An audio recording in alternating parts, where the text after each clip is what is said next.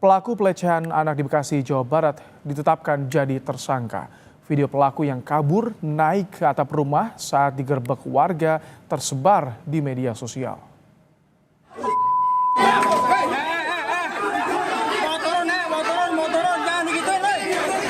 Sempat berupaya kabur melalui atap rumah, pelaku pencabulan anak di bawah umur ini akhirnya ditangkap warga.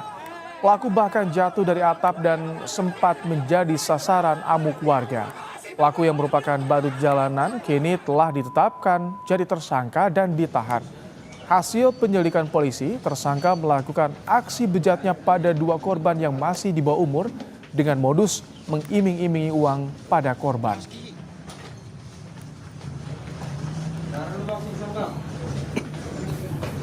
Pelaku ini melakukan kekerasan seksual terhadap anak dengan cara mengimingi uang kepada korban.